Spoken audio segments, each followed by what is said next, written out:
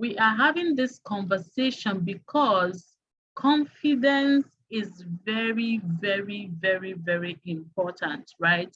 I'm a parent coach and I'm a child psychologist, and I work with a lot of parents, especially mothers. And in my journey, in the past 5 years that I have worked with people, I have seen what parenting has done to people's confidence, and I have seen how much all of that is affecting them even in their old age, even in their 30s, in their 40s. You find people struggling with their self-esteem. You find people crippled with fear. You find people crippled by self-doubt and all of that, right? And I realized, in fact, those are the things that inspired me to, start working on the devotional. And you realize that without confidence, a person can hardly walk in purpose, right? Because purpose stretches you. Um, Whatever it is that God is inspiring you to do, or whatever it is that will lead you to success, is definitely outside of your comfort zone. And anything that is outside of your comfort zone, 5, 6, 7, 8, 9. Why are you moving? sorry, and anything that is outside of your comfort zone will require a huge amount of self-belief, a huge dose. Please, guys, if you come in, mute yourself, please. I don't know who else is now. All right. So it requires a huge dose of self-belief and a huge dose of self-confidence for you to carry those things out, right? So this is why we're having this conversation, so that in all our giving, in all that we are giving our children, that we are considering their confidence. Because no matter what you give them, no matter the education you give them, no matter the good life you give them, they would need confidence to fulfill purpose. And I always say that your success in parenting is not quantified or is not measured by the kind of school your child went to or the number of degrees that they eventually come out with. But your success in parenting is measured by how aligned your child is to their purpose, how aligned they are to whom they were created to be, right? Because every child that is sent to this world is created with a solution, is sent as a solution to a problem in the world, right? And for them to fix those problems, there is a kind of parenting that they require. And that kind of parenting is a kind of parenting that helps them understand that they are solution bearers and gives them the confidence to actually go head on to do all of the things that God is inspiring them to do. So confidence is a gift that we must give to our children. And in our everyday conversation, in our everyday interaction, in everyday in what we do every day, and the seemingly little things we do or do not do, we are either building or crumbling our children's confidence, right? We are either building or crumbling our children's confidence. And I like to say that this conversation is not to make anybody feel guilty, right? This conversation is not to make anybody feel guilty. If in this conversation, there are things that you find out that you have been doing wrong, this is awareness, this is knowledge, and it's now left for you to use this knowledge to do something, as in take this knowledge and do something with it, right? This is not to shame anybody. All of us are on a journey to becoming better people. All of us are on a journey to understanding what we're doing and what we're not doing right. And it is in the implementation that we make progress. There is no perfect parent. I myself am not perfect. I'm also on this journey with you. A few of us might be ahead of the others. It's just like on a ladder, right? Let's say there is a ladder and the ladder has like 10 rungs, right? One person might be on the 10th rung, which is the topmost, another person might be on the 5th rung, another person might be on the 2nd rung. But as far as we are all climbing towards the 10th rung, it is progress, right? And it doesn't make the person on the 10th rung better than the person on the 2nd rung. Now that we have all that clear, are we ready for this conversation? If we're ready, please let me know in the chat box. Let me know that you are ready, you're listening, you can hear me, and you are ready for this conversation, right? Okay, Esther is always the first to talk. Say yes. Esther, thank you for being active. Emmy Styles, thank you for raising your hands. Kemi says ready. All right, all right, all right. So when we talk about confidence, what do we even mean, right? Do we have an understanding of what it means to be a confident person? Because in the past couple of days, we have had an uproar on the internet about bullying and stuff like that. And I have seen different sides of this conversation. You know, you're in the comments and you're seeing what parents are saying. Parents are saying kids should fight. Parents are saying kids should hit. Parents are saying, you know, different things. And to these people, they might think that, oh, my child, okay, there was a conversation I had, and the person said she prefers her child to be the bully instead of being the one being bullied. I don't know if that makes sense, right? So the person said that she preferred her child to be the one bullying other children than for her child to be the one being bullied, right?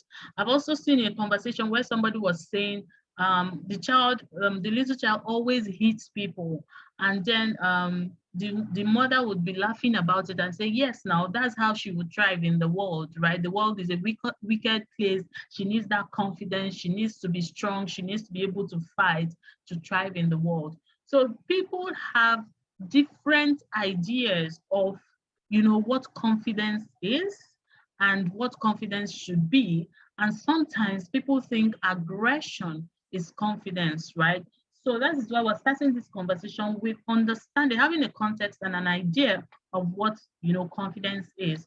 And I like the fact that every one of us here bought the devotional. That means we're Christians, and that means we're going to draw lessons from, you know, the Word of God as well, right? It's not a mixed crowd, right? So we're going to draw, you know, lessons from. Hello, can you guys still hear me? Can you still hear me? So we are, I think I lost my network for a minute. Can you still hear me? Let me know if you can hear me. Can you hear me now?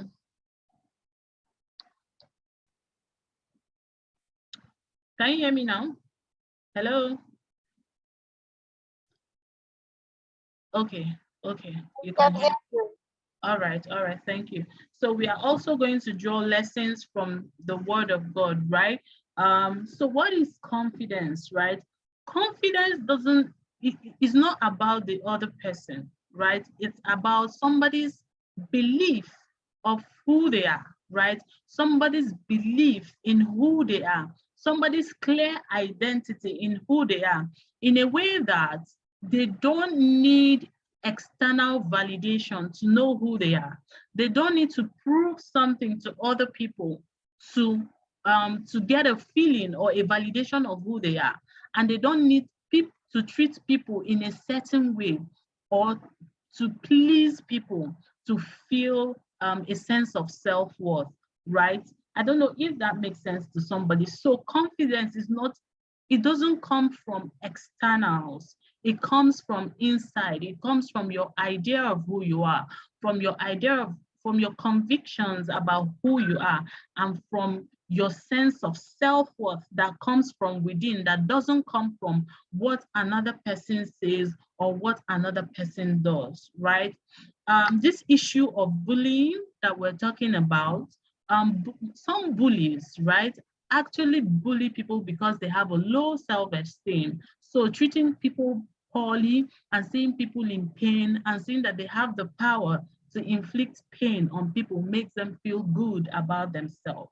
That's the fact about, some bullying. In fact, most of the bullies have self-worth issues, self-esteem issues, and self-confidence issues. So confidence essentially is your understanding of who you are, your identity, your essence, and your self-worth that doesn't come from the externals, right? That doesn't come from the externals. Is that clear? Is that clear? Is that clear? Yeah. Okay, that doesn't come from the externals. So when you say someone is confident, it doesn't have to do with what they have. It doesn't have to do with what they do, where they are. It comes from the inside. Is your understanding of who you are, your understanding of your self-worth, your understanding of your self-belief. And some characteristics of confident people is that they treat themselves well. Because when you know who you are, right? Which we're going to talk about, who are we, who are our kids? When you know who you are and whose you are, you treat yourself with dignity and respect. That's one. And you don't allow people to treat you poorly as well, right? When you know who you are, when you know whose you are, you treat yourself with dignity and respect, and you don't allow other people to also treat you any less, right? So confident children will know who they are. They treat themselves well. They treat themselves with respect. They also treat other people with respect. They have character, they have values, right? So how do you ensure that you are raising a confident child that knows who they are, that is able to treat themselves with respect and dignity, and it is also able to extend that to other people, that is treating other people with respect and dignity. So this is where I share my framework for raising confident kids, right? And that framework has 4 pillars in it.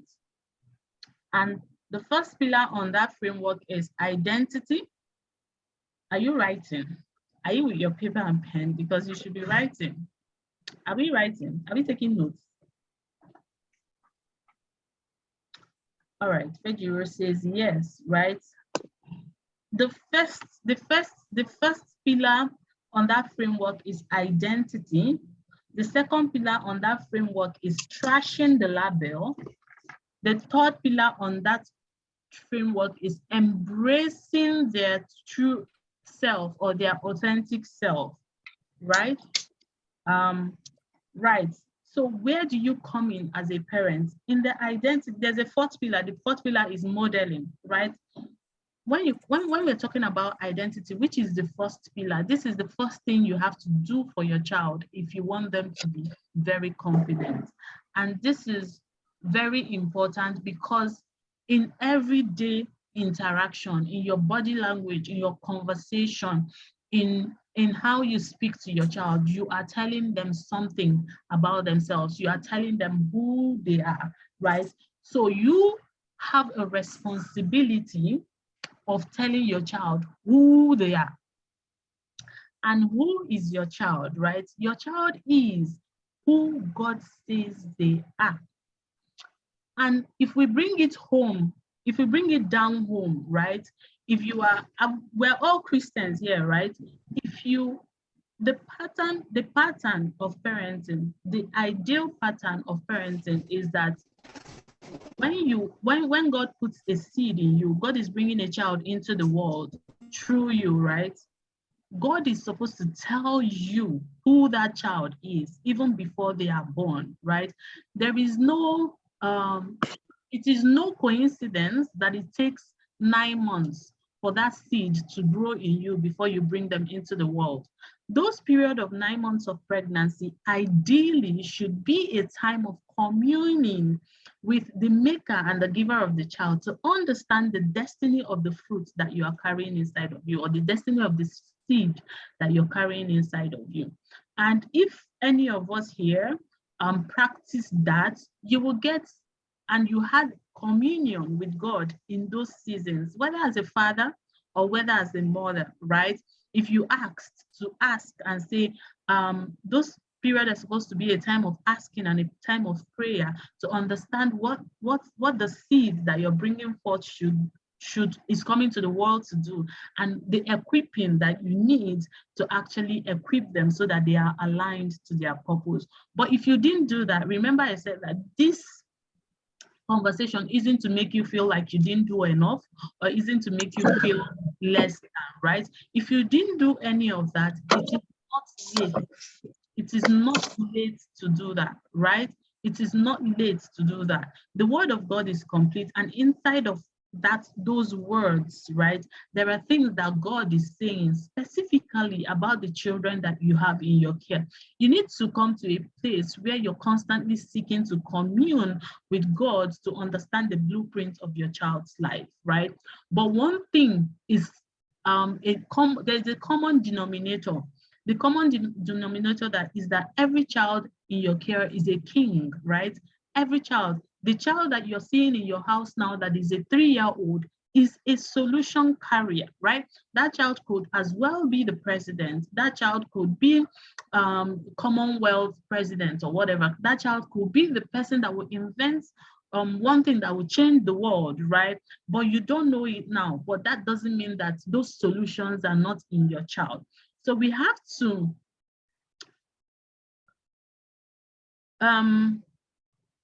okay, Jenny says, thank God you said ideally because it wasn't everyone's reality. I agree with you, Jenny, and that is why I said this is not to make you feel like you did something wrong.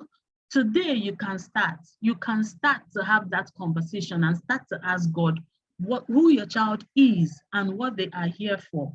And then listen, you will hear, right? Start listening, you will hear, start being observant, you will hear, you will see in the expression, you will see in the conversations that your child is putting out, you will see in their passions, you will see in their interests. All of those things are pointers to who your child is and what they are here for. And when you understand it with a clear mind that your child is a solution bearer, there are some things you can't say to them. There are some attitudes that you cannot put up to them, right? When you understand that your child is a king, So, okay, this is a common denominator. We are gods, right? We are all made in the image of God. Even the Bible says, ye are gods. And it didn't say only adults are gods. He said ye. So every living being that has the breath of God in them is a God. So that means the child in your care is also a God. How do you treat a king? If the Holy Spirit came to you right now to tell you that your child is going to be the next president of the United States, for instance, would you still treat that child and say the things that you say to them and ignore them the way that you ignore them? Would you still treat them the same, or will you be more careful about how you treat them?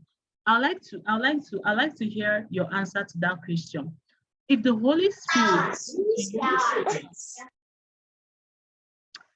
Spirit came to you right now to tell you who your child is, right? To tell you that your child is going to be the person that would invent the cure for cancer. Your child is going to be the president of the world, or the president of the United States, or the World Health, the DG of the World Health Organization, and that for your child to become that person, that you need to treat them with respect. Would you still, okay, someone says, I'll be more deliberate, right? Of course, you'll be more deliberate because you now know who your child is, and you don't want to do things that will not make them, come to the fruition of that person that they are.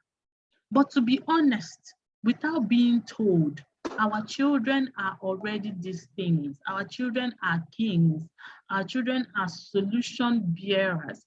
Our children are here to fulfill purpose. They are carrying a solution to the problem of the world. The world is the way it is because a lot of people fail at parenting. So they fail, and the solutions that their children carry do not come to fruition. And then that problem is still lingering in the world. I even spoke with right? my classmate too in secondary school, Shola Adeshin. And the problem that their children is supposed to solve is still lingering in the world, right? So until we get parenting right, we won't really experience change in the world, right? So when you understand with a clear vision that your child is a solution bearer, that your child is a king, that is their identity. They don't need to do anything to become that. They don't need to do anything to be treated like kings, right?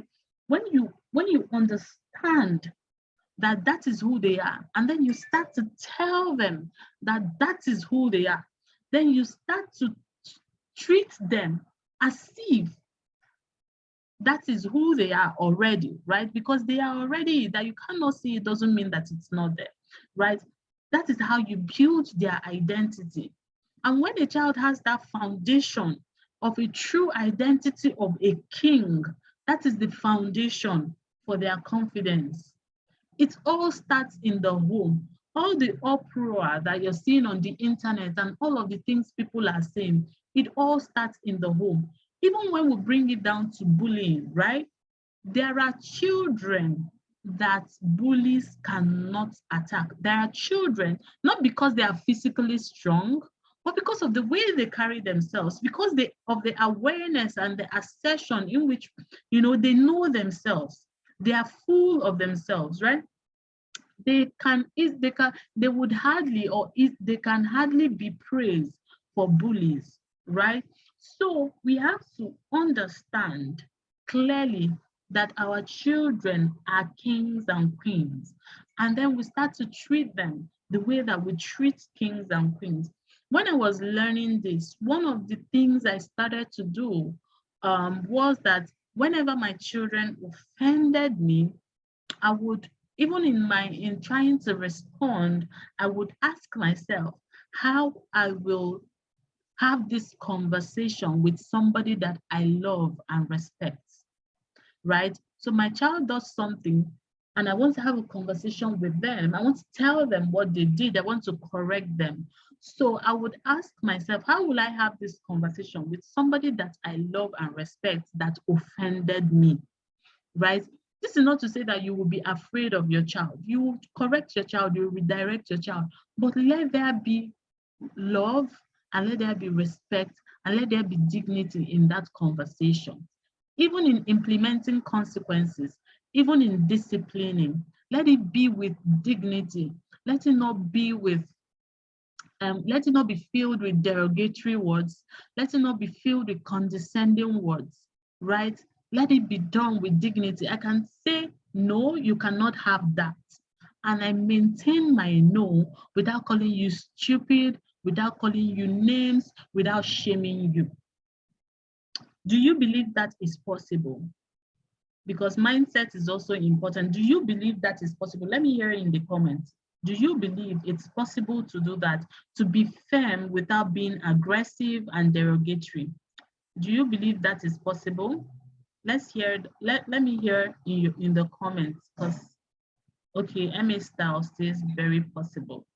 It is very, very possible, but to make it easy for you, you really have to have a conviction that the child in your sitting room right now, that the child in your care right now is made for more, that that child is a carrier of something big, and that you need to treat them with respect and dignity.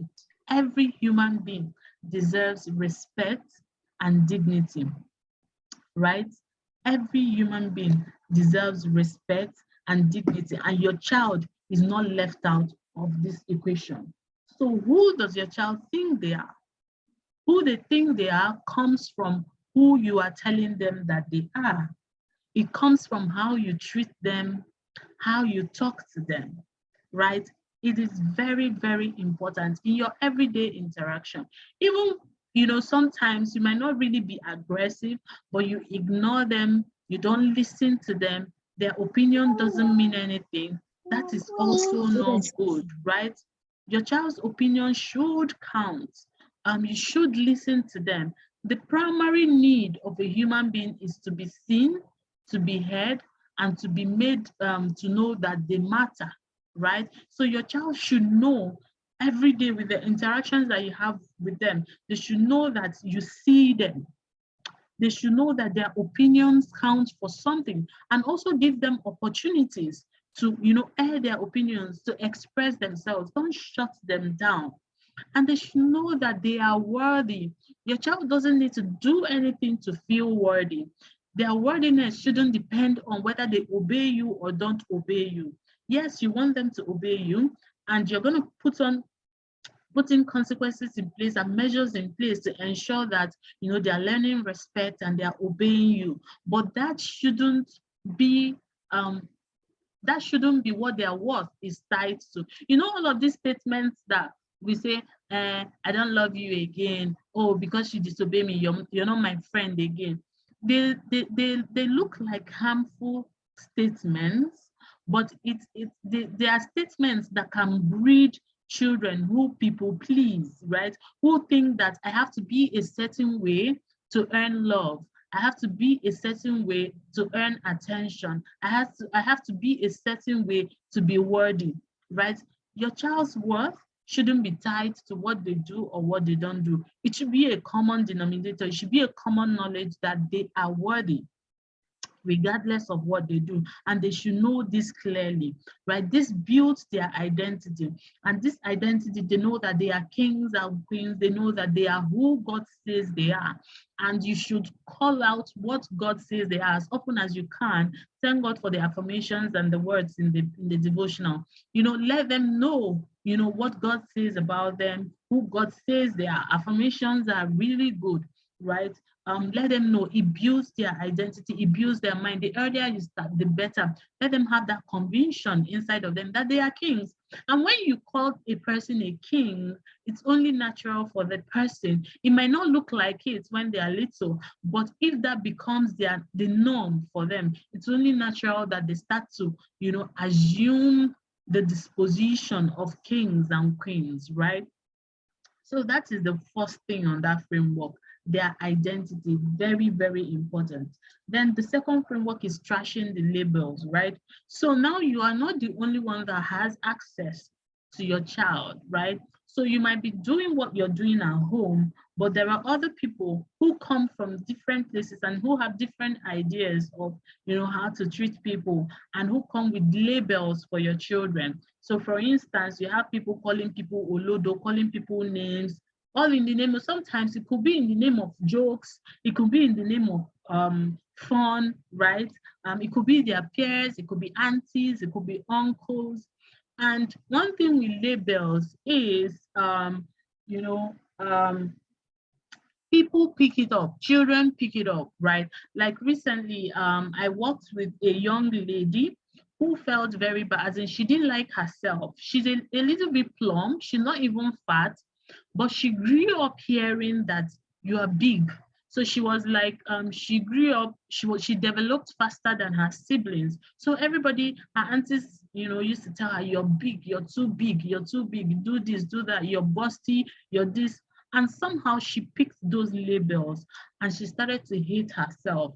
And she grew up with that idea that there was something wrong with her body, right? Even though when I look at her, I'm like, girl, you're beautiful. Your body, it's okay. This is your body type, right? You cannot be like me. You cannot be like any other person. You're working out, you're doing, because of this, she's on a very strict diet. She's working out, but that is her body type. But she hated herself for it. That is because of the labels that she has picked up while she was growing up. So you have to pay attention to how people are labeling your child. And this is where relationship, connection, and interaction is important, right? Be in your child's life, be present. It can be in, you can pick it up in normal everyday conversation. How was school? What happened in school? Oh, Junior called me stupid. That is your opportunity to repair and reinforce and tell your child that they are not stupid, right? Why did Junior call you stupid? Do you think you are stupid? Are you stupid? No, you're not stupid. What are you? You replace that label with something, an affirmation from the word of God, or an affirmation that you might have curated by yourself. It can be something like, I'm smart. I'm smart. I am strong. learning is easy for me, right? Replace things that will counter, those words or those labels that somebody has given them from outside. And this is where connection is important. This is where creating time to spend with your children is important. I know a lot of us listening to me are very busy parents. The bills are not smiling, so we have to go out, we have to make the money, and then by the time we come back, we are tired. But I like to say, create a time every day to touch base. It doesn't have to be something elaborate, right? Create a time every day to touch base. There is a framework that I have for busy parents who don't have the time. It's called the first 15 minutes framework. And that framework simply means that I used it when I used to work with an organization, and I was very, very, my schedule was so tight.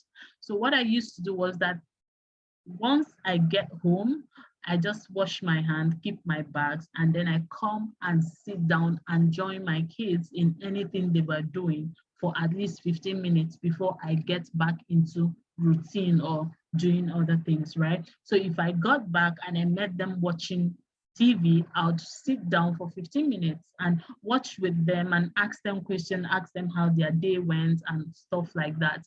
If I got back and I met them eating, I'll probably take over and feed them. If I got back and met them taking their bath to go to bed, I'll probably take over and give them their bath, right? I made sure I spent that 15 minutes with them, and it helped me. It was a short time, but it helped me stay connected to know what they were doing, regardless of how busy my time was, right? So it may not be exact same thing for you, but try in every day, try to create time, even if it's 5-10 minutes, try to create time to touch base and to show them that you are open and you are accessible. This is how you pick it up when people are labeling them, when they are picking up ideas that are contrary to the identity that you are giving them and the identity that you are helping them build. And for every time you see a contrary identity in your child, it is a time to repair. Don't just act, don't just Okay, someone said I didn't hear a lot of what you said. Please, Jenny says she's not hearing me. Are you all not hearing me as well? Are you all not here? Is it from my end or from hers? Hello? From her end, because I can hear you clearly. Okay, all right, okay, all right, all right, all right. Okay, Jenny, is from your end. Thank God we're recording, so hopefully you watch the replay because other people are hearing me, right? Okay, so I was saying that whenever you notice those contrary, your child picking a label that is contrary to the identity that you're giving them, please don't delay it, right? Don't delay it. The children's brain is like a sponge. It soaks in easily, right? Don't delay. The moment you hear it, repair. That is time for you to repair. Have a conversation right there and then to shift your child's perspective and make them understand that that label is really not who they are, right? So that's how you trash the label. For this young lady who didn't like herself, who didn't like how she looked, she was really worried about it. She was even like, that one time one of her aunties told her that if you continue like this, no man will marry you, no man will bring you into their house and call you a wife. And she lived with that thought for a very long time. So what I did with her is that I sat with her and we started to write all of the things that she liked about herself. So I was like, okay, let's make 2 columns and let's write, okay, you don't like your weight, you don't like how you look on your size. On this other column, let's write all of the amazing things, about you, right? And we listed all of the amazing things about her. And on another column, we listed all of the things that God says about her.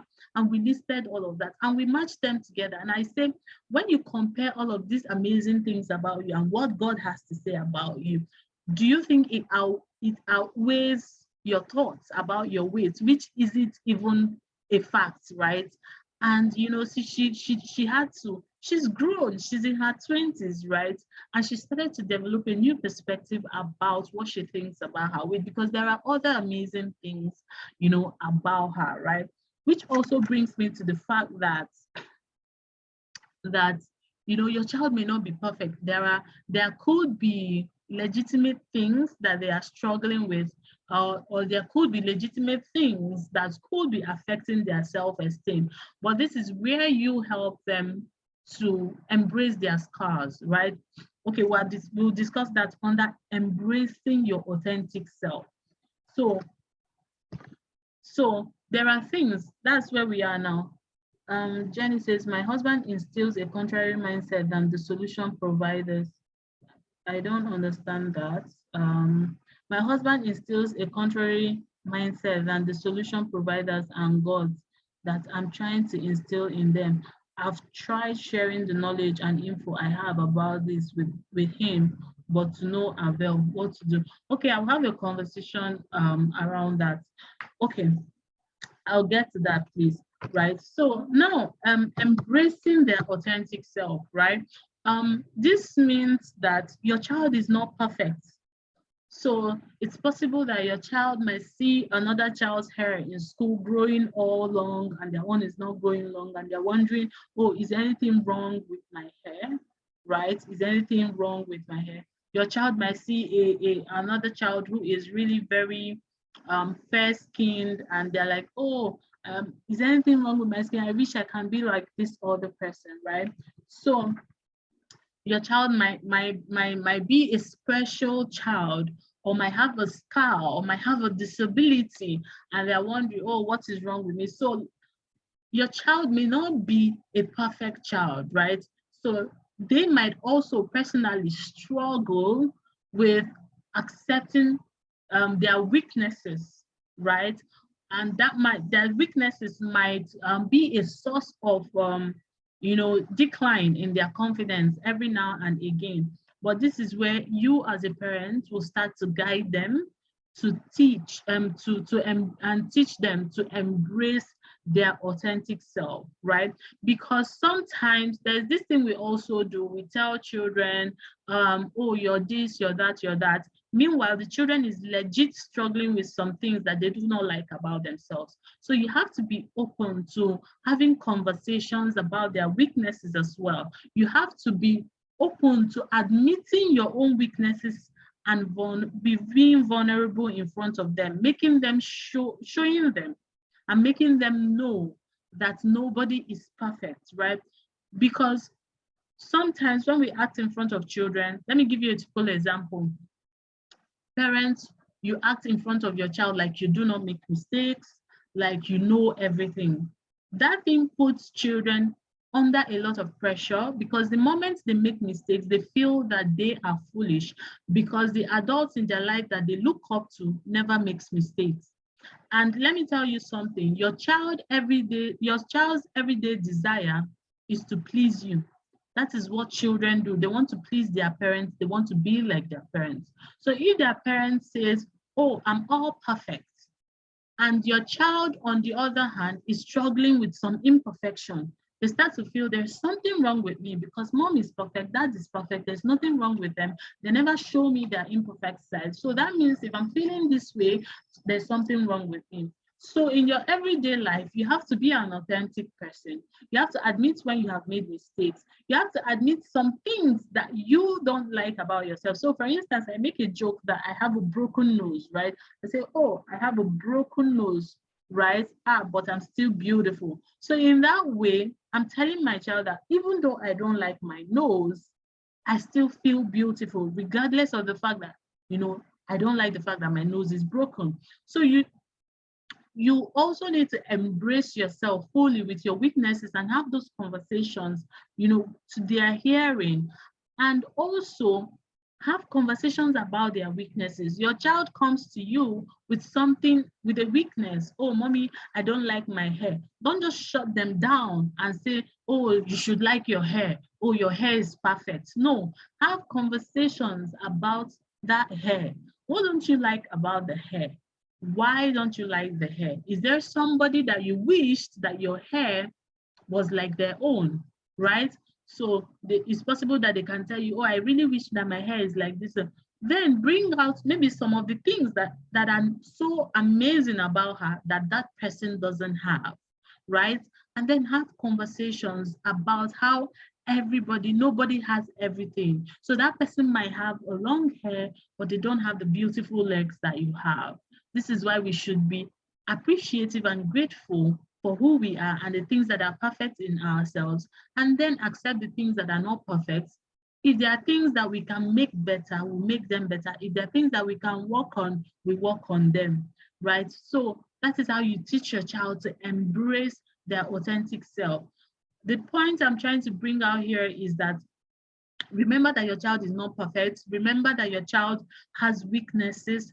Remember that those weaknesses would, worry them. And when they bring those conversations to you, don't make it look like those fears or those worries are nothing, right? Have a conversation with them about those worries, acknowledge those worries, and then draw out the lessons and teach them how to embrace themselves, how to embrace their weaknesses. And if it's something that you people can come up or problem solve and come up with a solution for, then come up with a solution and draw out a plan on how to fix it, right? So for instance, if it's something about, let's say, their grades that is worrying them, maybe they feel like their friends are doing better than them in school, of course that is fixable. How can you do it? Do we come up with extra study hours? How do we come up with a study plan? What are the materials we need to read? How do I support you? And then the practice and practice. I have a friend, in fact, she shared it in the last Parent Summit Africa, where she said she was a stammerer, and that used to cause her, some self-esteem issues, right? But her father, who was a very big executive, will come back from work, buy a tape recorder and play it for her. And the father will say, Chi, talk. She will talk, the father will play it again. They kept on practicing. Today, she's a speaker, she's a keynote speaker, and you wouldn't even know that she used to stutter, right? So if it's something that you can work on, that you can fix, then you come up with a plan and fix it with your child. Don't shut them down. Yes, they are embracing their authentic self with all of their strengths, with all of their weaknesses. Then if there are things that you need to improve, that you can improve with them, you work together as a team and improve those things, right? And then finally, you have to be a model of confidence for your child. You have to be a model of confidence for your child. Your child is looking at how you talk about yourself. Your child is looking at how you treat yourself. Your child is looking at the things you say to yourself, and they are modeling after you, right? They're modeling after you. This was why in the devotional, in the lesson where we taught about kindness, right? When I was writing it, right, I was inspired to write, be kind to other people. But then the Holy Spirit said, we also need to be kind to ourselves. I woke up 2 days ago. That was what my daughter was reading. And I saw her go into the bathroom and she looked into the mirror, which was one of the action plans in the devotional. She looked into the mirror and she was saying kind words to herself, right? So how do you speak about yourself when you make mistakes? How do you, people make mistakes and they say, oh, I'm stupid. Oh, I'm olodo. Kai, waiting do me, right? You're saying all of those things. Your child is picking them up as how to speak to themselves, right? And those things are labeling. One thing about labeling is that we unconsciously pick up the labels that we throw at ourselves or other people throw at us, right? So you don't want to use negative labeling on yourself to your child's hearing. In fact, it's even a habit that you should trash as well, so that you can model confidence for your child, right? So I've shared 4 things. I've shared that we need to build their identity. We need to help them to trash the labels that people throw at them, right? And we also make sure that we're not the ones throwing these labels at them. We need to help them to embrace their authentic self, which includes their weaknesses as well. And if there is a way to work around their weaknesses, we need to support them to work it out, right? And then we need to model confidence for them. We need to model confidence for them. these are the 4 pillars, right? That if you work with these 4 frameworks and you are present and connected to your child, it would be hard for your child to have low self-confidence. It will be hard for your child to not feel worthy. It will be hard for your child to have a low self-esteem, right? There are things every day that can poke holes in your child's confidence. The idea is that every single day you feel their confidence so much so that even though all of those things, people, friends, and their own inner voices sometimes can poke hole in their self-confidence. You need to feel their confidence so much so that when things poke hole inside their confidence, that they still have enough left to push through. Even the most confident person can doubt themselves sometimes. Even the most confident person can be crippled with fear sometimes. But the difference is that because of their level of confidence, they still have some left to push themselves out of certain situations, to make the necessary decisions and keep themselves going forward. And this is what we need to do for our children. We need to constantly,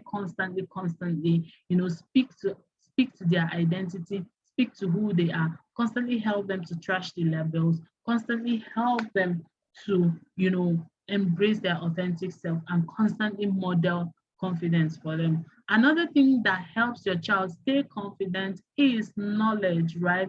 This is also something you should do for your child. Teach them skills. Teach them skills.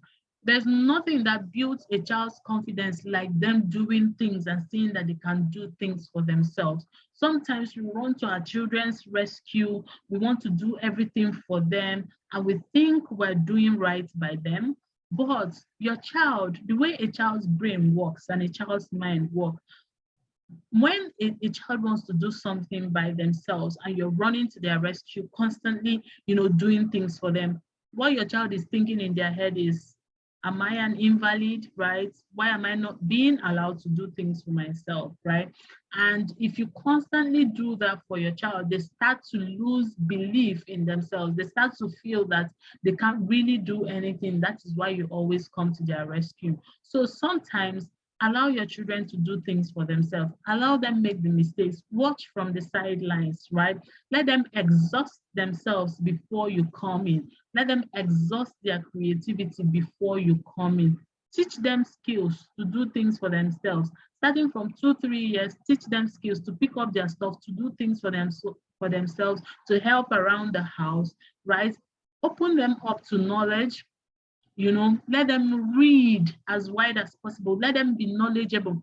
See, nobody taught me confidence, but the only thing that helped me escape bullying, everywhere I find myself as a child, was because of how knowledgeable I was because of how intelligent I was. I think that was one of the things that, made people not to bully me. I went to a boarding school. So teach your children to be knowledgeable. They may not be classroom smart, right? They may not be coming first in class, but let them be able to hold conversations. Let them read far and wide so that when they come into a space, they can have conversations. They don't feel out of place.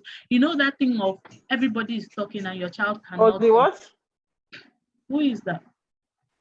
So that thing of your child enters into a circle of friends, everybody has something to say about a particular topic and they cannot say anything. That also hurts their confidence. So that is where knowledge comes in. Let them know what is happening. Let them read. Let them be in touch with what is happening. And if they can, chip in here and there when they're having conversation, it does something to their self-esteem and their self-confidence. So knowledge is important. Skills are important. And then this 4 framework is very, very important, for you in your journey of raising a confident child, right?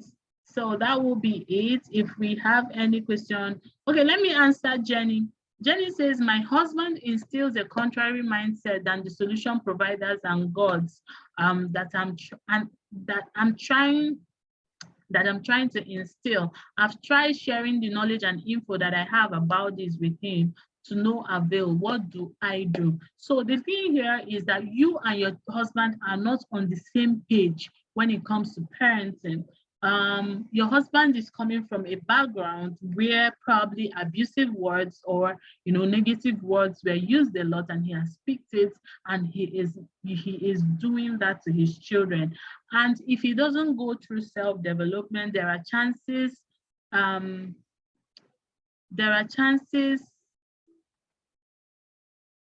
who says what are you saying? Okay, there are chances that he will continue like that. But with you in the picture who has the knowledge, while you keep working on him, what you can do for your children is to constantly repair, right? Is to constantly repair. And don't repair in a way that makes it look like you are fighting with your husband, right? So constantly repair, have your affirmations ready, have the conversations ready. And whenever you notice that your husband is labeling them, correct them, because most times it might be that they did something, but he doesn't know how to correct gently, right? Correct them for what they have done wrong, but then repair the words or the negative words that your husband might have used on them, right? Let them repair it. Let them say their affirmation. It's even better to teach them to say it by themselves. Yes, he's their father, and they're most likely to pick up those labels because he's a significant figure in their life. But you are also a significant figure. That is the good thing. So you will be, it's a struggle, but that is the best you can do. He's your husband. There is really nothing we can do about it. So you have to constantly repair, and then you have to constantly have a conversation with him. And then you have to build up your parenting skills in such a way that, let me tell you what happens with people that I have worked with who are not on the same page with their husbands, right? One thing, how you convince your husband is with facts, right? With facts, right? If you can bring out the facts of effects of these things, you can do a little bit of research. Men like facts, right? Bring out facts of the effects of all those labeling, all those negative words, all those punishments. Bring out facts and figures. Let him see researches that were done and how it affected the people in their childhood, in their adulthood, right? That is one thing. Then the second thing is be the parents.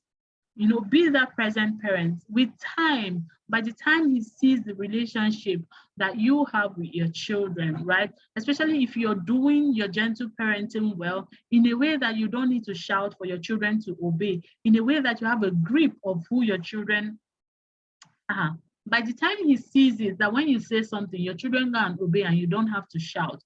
And he sees the amazing relationship that you have with your children, they always want to come around, even though they don't come to you to say, what are you doing? You see that they back down and say, oh, maybe she's doing it better. I should just, watch and learn, right? That is from experience, what I have seen happen for some people, but it's a long journey.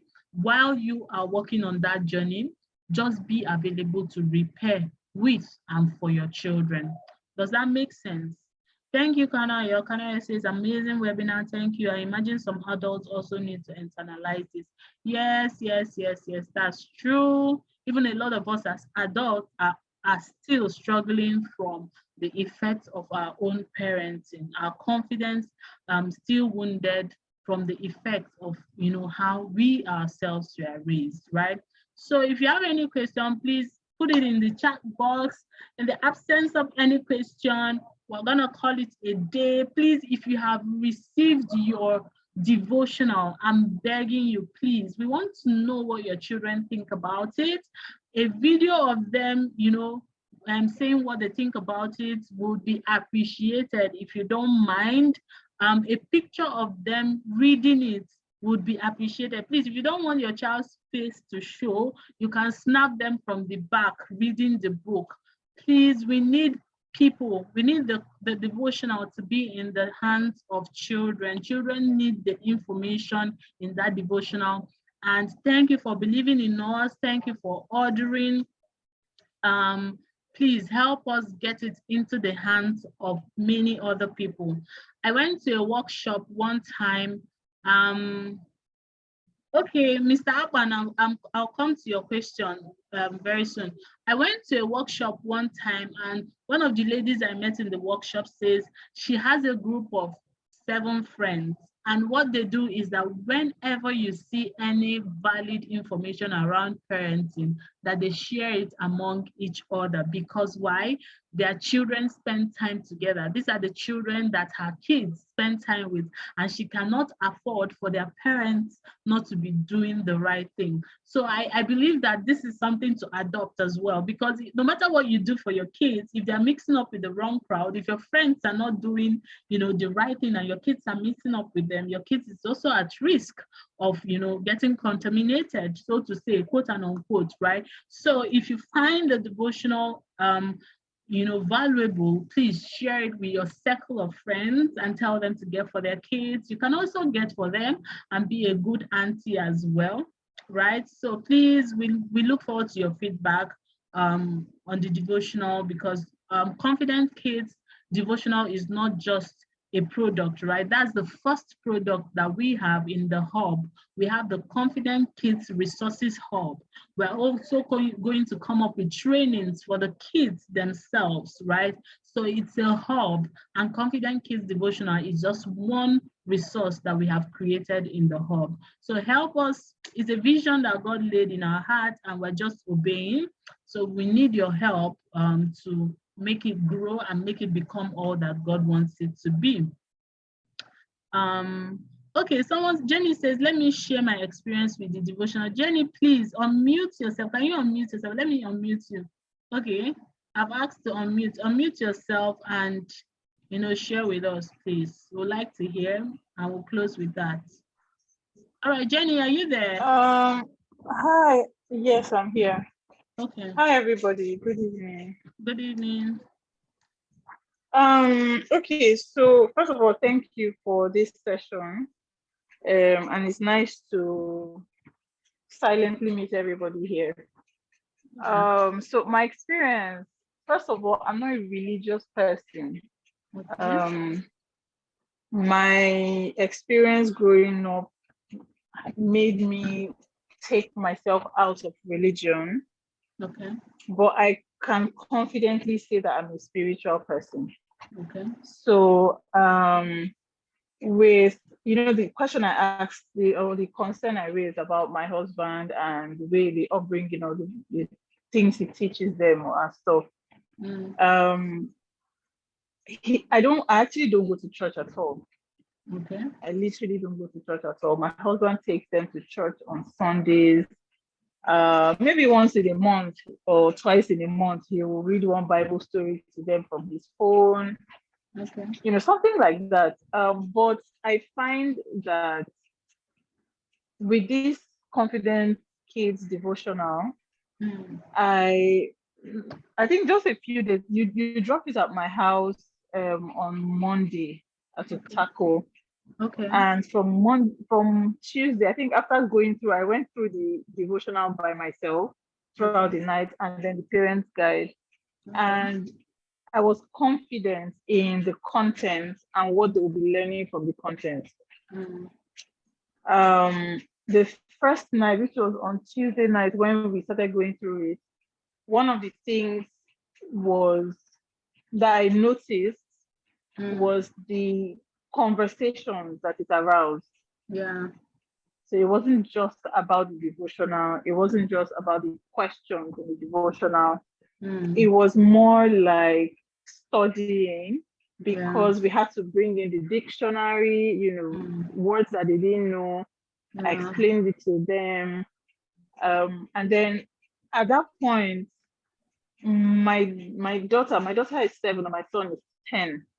My daughter made a comment about me.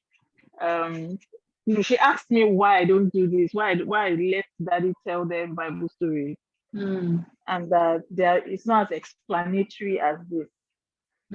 So for me, it gave me the awareness that, one, I've been putting myself down in the department of talking about God with them, just because I've been made to feel, of course, by my husband, that I'm not religious enough to talk Mm. about God with them. Excuse me. And it brought us somewhat closer. Like I said, the conversations did not hover only around the topic. It's Because I think the first one was something about what is a confident child or something like that. Yeah. It wasn't just about that. So it was about school, it was about the activities in church, it was about the interaction with the new nanny that we have. It was a lot. So instead of taking just a few minutes, because I told myself that I'll spend 30 minutes with it with them on the devotional, but it took well over an hour. Yeah. And the next day they looked forward to it. Wow. And then another thing is the drawings you have. Yeah. I have children who are a bit too meticulous for their age, but they were all those spot differences. They were able to spot them in less than like 30 seconds, 1 minute. Wow. They did the puzzle, so it was interesting. Yeah. And children like looking at pictures. Yeah. The book, the devotional has as many pictures as text. Yeah. So it's not like your child will end up flipping and flipping. Yeah. So yeah, it helped me bond with my children, which is something that I don't do enough. Anyway, you can never do bond enough. But so yeah, that's my experience with the devotional. Thank you so much. You just made my day, right? Because you know why I say that? This was an instruction, and I have never written a children's book before, right? So I thought it was going to be easy, but this is literally the hardest thing I have had to do, because it was a lot of research, understanding how a child's mind work, the language, the conversation, and stuff like that. But with everything you said and with all of the feedback we've been getting from the devotional, we're really, really grateful that they love it, because we did it with a lot of fear, because we didn't know how they would accept it. So really, really thank you so much for that feedback. And guys, please send us feedback. As your children use it, we need to know. And thank you so much. Thank you so much. I really appreciate. So do we have any other question? If we don't, would call it a day. Thank you, Esther. Esther says, this is my first time in your class. Nice one. Yet to start the devotional with my kids, as I am still away from home, but I trust to be watch it. Yes, please let us know what they think about it. Hello. Hello. Hello. Hello, Ada. Yes. Please, please, there's something I just want to share. Okay. In a situation, right, where your child comes back from school. Okay, my daughter is in a ballet club and she's like, mommy, I want to be changing my ballet dresses. I want to be changing it. So, and I had to start, because I knew definitely it was maybe her classmates, maybe they have more than one, more than two. What exactly is the ideal, what is the ideal thing to teach at that point?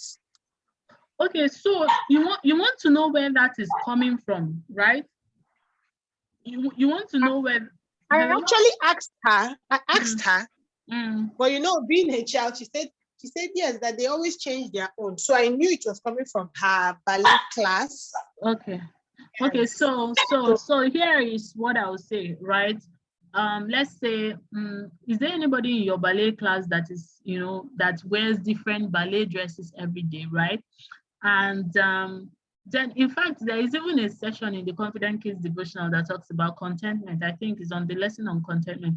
Now, and I'm gonna teach her. This is what I do for my kids as well, because kids, they want what other kids have, right? And we have a rule in the house that if it's not spoiled, we don't change it, right? And if we have to change it, then we need to give away the old one, right? So that might be the line of conversation that you would have with her. You could sit down and talk about, if she really needs, how many times does she do ballet in a week? Does she need more than one ballet dress? If she doesn't, then we're gonna wait for the old one to spoil. if we really want to get another one, that means we need to give somebody who needs the old one, who needs a ballet dress, the old one, right? So that's the line of conversation that I have with my kid. It's good, and I tell her that it's good for other people to change their own. That is what they do in their house, and it doesn't make them bad people, right? That is just who they are. But as far as your name ends with Okoye, this is what we do in our own house, right? We don't buy extra unless it is bad, right? And if we really have to buy extra, that means we have to give away the others that we're not using, right? So maybe have that kind of conversation with her. Okay. Yes. Okay. Thank you so much. All right. Okay, Jenny. For us, we are about to start our own devotionals. Okay, all right. Today, we look forward to your feedback. All right. Okay, Mr. Papan's question hasn't been answered. Okay, so how can I? Okay, Mr. Papan was saying, how can I? Let me get that. I missed. I think I've missed it. Something around. Okay, my major problem is making kids to obey without shouting. How can I solve that? So this is not a question. This is a whole program. Ada is in this program. Ada that has been in our Parenting with Calm challenge, right? So yes. So this is to get you to be able to do this is not something that a question will answer, because we need to understand what is going on, right? Is it that you lack the skills? Is it that it's your trauma that is speaking through you? Is it that you lack the emotional intelligence quotient? There is a framework for Parenting with Calm for you to be able to do that, and it's a whole different program altogether. It is a learned skill. We're coming from a background and a parenting where we were, as in everything, we are beaten for everything, we are shouted at for everything. So you have learned that behavior, that is the only response to misbehavior, right? That is the only response to getting children to obey. That you have to shout, you have to call them names, or you have to hit them for them to really listen. And the problem is that when you have trained your children to be like that, when you talk normally, they also do not obey, because you have trained them that it's only when you shout that you are serious, right? So it's a whole different program. We have a program for it called Parenting with Calm. It's a different program, and we have finished that for the year. Please look out for when we're running that program next year and enroll. I'll also share it. We have your contacts, so we'll definitely share it when it's time. How can I help my child understand his friend's feeling of being sad should not affect his feeling of happiness? Okay, that means you have an empathic child on your hand, right? And it's not a problem. That is who your child is. If they are an empath, there's really nothing, because ideally, at a young age, children are not empathic. They only think about themselves. They don't even think about the other people. That is the normal thing. So if you have a child who is being sad because of their friend's sadness, that means he's an empath. Don't change him. Don't change him. Just help him navigate. How can you help him navigate? Just try to cheer him up and try to see if there is anything that he can do to make his friend feel better. But don't try to change him. Don't try to make him be dismissive about his friend's pain. It's actually a good thing that he's feeling other people's feeling. That means he's an empath. That's his personality. There's really little or nothing you can change it. Please, is it possible to get an audio recording of this class? My network has been bad. Yes, it is being recorded, and we will get the audio recording. All right, guys. I think that will be that for now. Someone said we should create a WhatsApp group. Do you agree with that? Should we create a WhatsApp group? Let me know so we can get to that. I didn't want to put people in a group without their consent, right? So that was why we have been sending broadcasts instead of WhatsApp group. All right, okay. A lot of people are saying yes, but we're only 20 here, and we should have more than 100 people, because we have over 100 people who ordered the book. Okay, Amaka Chukuma says, I thought we had one already. Okay, Amaka Chukuma, the group you are in is the Parenting with Calm group. It's not the Confident Kids group. So I think that's a different group. All right. Okay. So all right. So I'll try. We'll create a WhatsApp group. And then we'll send a broadcast with the link so that everybody can join at their pace. Someone said Telegram. I don't like Telegram.